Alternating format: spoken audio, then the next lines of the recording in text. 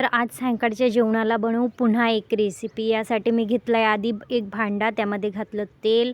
इकडे मी आधीच पनीर आपल्या आवडीनुसार पीसेस कट करून फ्राय करून घेतलं होतं. तुम्ही पण घ्यायचं. 2 कांदे घेतलेत बारीक चिरून, अद्रक लसणचा पेस्ट, तसेच खड्या मसाल्यांचा सुद्धा पेस्ट, 1 टमाटर घेतला आहे, हळद घेतला आहे, मीठ घेतलं आहे चवीनुसार, तिखट घेतला आहे, परत त्यामध्ये खडा मसाला घेतला आहे आणि लगेच मग तेल गरम झालं आहे तेव्हापर्यंत आणि मग मी ते सगळे मसाले आणि कांदे घालून घेतले आधी.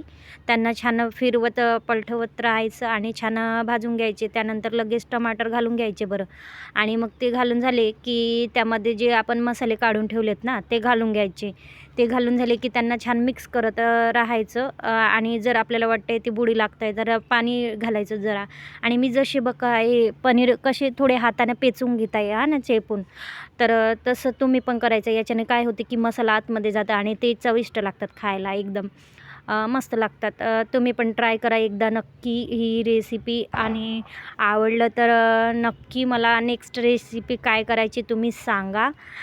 मी ते तुमच्यासाठी शेअर करणार आणि एन्जॉय करा ही रेसिपी. एकदा नक्की बनवा, ट्राय करा. थँक्यू.